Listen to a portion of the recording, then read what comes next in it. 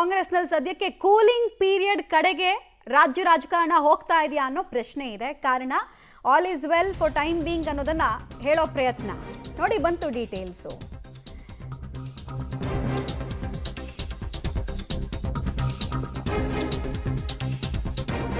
Breakfast ಮೀಟಿಂಗ್ನಲ್ಲಿ ನೋಡಿ, ಉಭಯ ನಾಯಕರ ಕುಶಲೋಪರಿ ಚರ್ಚೆ ಆಗಿದೆ. ಆರೋಗ್ಯದ ಬಗ್ಗೆ ಎಲ್ಲ ಮಾತುಕತೆ ಬಂತು. ವೈಡ್ ಓಪನ್ ಆಗಿ ಮಾತುಕತೆಗಳಾಯಿತು. ಅಂದರೆ ಇಂತಿಷ್ಟೇ ವಿಷಯಗಳಿಗೆ ಸೀಮಿತ ಆಗಿರಲಿಲ್ಲ. ನೋಡಿ, CM DCM ನಡುವೆ ಜಾಸ್ತಿ ತಿನ್ನಲ್ಲ ಅಂತ ಕೇಸರಿ ಬಾತನ್ನು ಟೇಸ್ಟ್ ಮಾಡಿದ್ರು ಒಬ್ಬರು, ಇನ್ನೊಬ್ಬರು ಇಡ್ಲಿ ಸಾಂಬಾರ್ ಚಟ್ನಿ ಎಲ್ಲ ತಿಂದರು.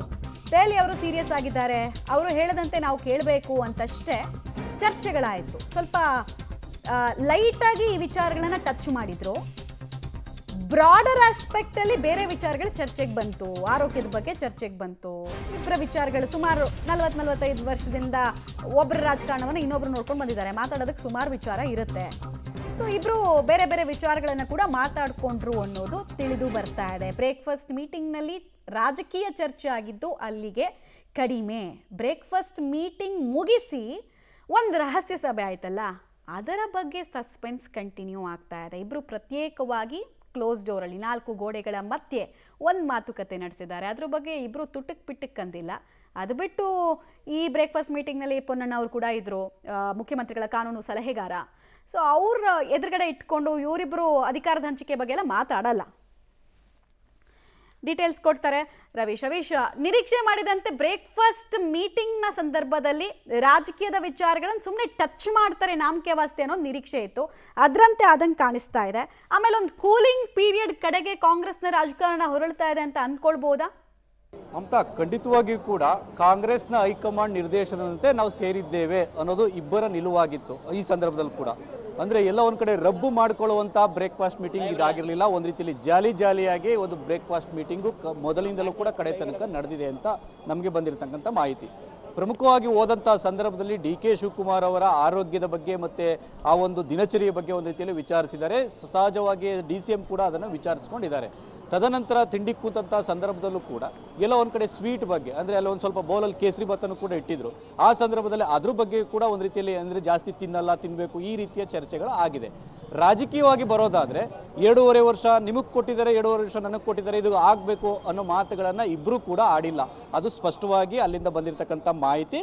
ಪ್ರಮುಖವಾಗಿ ಪವರ್ ಶೇರ್ ವಿಚಾರವನ್ನು ಒಂದು ಕಡ್ಡಿಯಷ್ಟು ಕೂಡ ಅಲ್ಲಿ ಮುಂದೆ ಇಡುವಂಥ ಪ್ರಯತ್ನ DCM ಆಗಲಿ CM ಆಗಲಿ ಮಾಡಿಲ್ಲ. ಯಾಕೆಂದರೆ ಅದು ಡಿಸೈಡ್ ಆಗೋದು ನಮ್ಮಿಬ್ಬರ ಮಧ್ಯೆ ಅಲ್ಲ, ಅದು ಡಿಸೈಡ್ ಆಗೋದು ಹೈಕಮಾಂಡ್ ಮಧ್ಯೆ ಅಂತ ಇಬ್ಬರೂ ಕೂಡ ಒಂದು ರೀತಿಯಲ್ಲಿ ಭಾಳಷ್ಟು ಅನುಭವಿ ಉಳ್ಳಂಥ ರಾಜಕಾರಣಿಗಳು. ಹಾಗಾಗಿ ಎಲ್ಲರೂ ಕೂಡ ಆ ಒಂದು ಇದರಲ್ಲಿ ಮಾಗಿದ್ದಾರೆ. ಆ ಕಾರಣಗಳಿಗೋಸ್ಕರ ಅದು ಚರ್ಚೆಗೆ ಬಂದಿಲ್ಲ.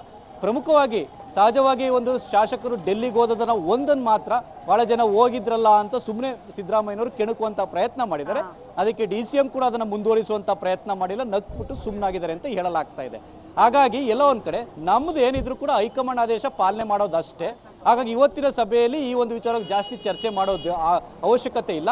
ಆದರೆ ಅಧಿವೇಶನ ಸಂದರ್ಭ ಮತ್ತು ಕೇಂದ್ರ ಸರ್ಕಾರವನ್ನು ಒಂದು ರೀತಿ ಒತ್ತಡ ಏರೋ ಸಂಬಂಧ ಏನು ಅನ್ನೋದು ಅದ್ರ ಬಗ್ಗೆ ಒಂದು 15-20 ನಿಮಿಷಗಳ ಕಾಲ ಅದನ್ನು ಚರ್ಚೆ ಮಾಡಿದ್ದಾರೆ ಅಂತ ಹೇಳಲಾಗ್ತಾ ಇದೆ. ಒಟ್ಟಾರೆಯಾಗಿ ಹೈಕಮಾಂಡ್ ಎಲ್ಲೋ ಒಂದು ಕಡೆ ನಮ್ಮ ನಡವಳಿಕೆ ಬಗ್ಗೆ ಒಂದು ರೀತಿಯಲ್ಲಿ ಮುಜುಗರ ಅನುಭವಿಸ್ತಾ ಇದೆ ಮತ್ತು ಅಸಮಾಧಾನಗೊಂಡಿದೆ. ಆ ಕಾರಣಗಳಿಗೋಸ್ಕರವಾಗಿ ನಾವು ಈ ಮೊದಲಿನಂತೆ ಜೋಡೆತ್ತುವಂಥ ಬಹಿರಂಗವಾಗಿ ಹೇಗೆ ಒಂದು ರೀತಿಯಲ್ಲಿ ಪ್ರದರ್ಶನವನ್ನು ಮಾಡಿದ್ವಿ, ಅದೇ ರೀತಿ ಕೂಡ ಈಗಲೂ ಕೂಡ ಒಗ್ಗಟ್ಟಿನ ಪ್ರದರ್ಶನ ಮಾಡಬೇಕಷ್ಟೇ ಅಂತ ಅವರ ಲೈನ್ ಅಜೆಂಡಾ ಆಗಿತ್ತು. ಅದರಂತೆ ಅವರು ನಡೆದುಕೊಂಡು ಮಾಧ್ಯಮಗಳ ಮುಂದೆ ಬಂದು ಅದನ್ನ ಪ್ರದರ್ಶನ ಮಾಡಿರ್ತಕ್ಕಂಥದ್ದು. ಮಮತಾ, ರವೀಶ್ ಹಾಗೆ ಸಂಪರ್ಕದಲ್ಲಿರಿ. ಟೆಂಪರ್ ಏರಿಕೆ ಆಗಿತ್ತು.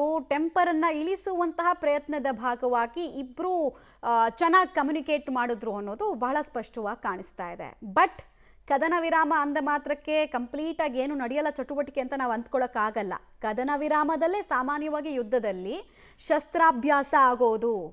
ಶಸ್ತ್ರಗಳನ್ನು ಅಂದರೆ ಆಯುಧಗಾರದಲ್ಲಿ ಕಾಪಿಟ್ಟುಕೊಂಡ ಶಸ್ತ್ರಗಳನ್ನು ಸರಿ ಇದೆಯಾ, ಕಂಡೀಷ್ನಲ್ ಇದೆಯಾ ಅಂತ ನೋಡ್ಕೊಳ್ಳೋದು. ಹೀಗಾಗಿ ಶಸ್ತ್ರಾಭ್ಯಾಸದ ತಯಾರಿ ಹೇಗಾಗುತ್ತೆ ಇದು ಕುತೂಹಲಕ್ಕೆ ಕಾರಣ ಆಗ್ತದೆ. ಮತ್ತು ಸೆಷನ್ನು ಕಾಂಗ್ರೆಸ್ ಹೈಕಮಾಂಡ್ನ ಟಾಪ್ ಪ್ರಿಯಾರಿಟಿ ಇದ್ದಿದ್ದು ಕೂಡ ಸೆಷನ್ನಲ್ಲಿ ಯಾವುದೇ ವ್ಯತ್ಯಾಸಗಳಾಗಬಾರ್ದು. ಒಂದು ಬಣದ ಶಾಸಕರು ಇನ್ನೊಬ್ಬರ ಜೊತೆಗೆ ಕಿತ್ತಾಡ್ಕೊಂಡ್ರೆ ಅದು ತುಂಬ ಕೆಟ್ಟ ಮೆಸೇಜನ್ನು ಕೊಡುತ್ತೆ. ಅದಾಗಬಾರ್ದು. ಹೀಗಾಗಿ ಅದಾಗಬಾರ್ದು ಅಂದರೆ ಈ ಮೀಟಿಂಗ್ ಆಗಬೇಕು ಅಂತ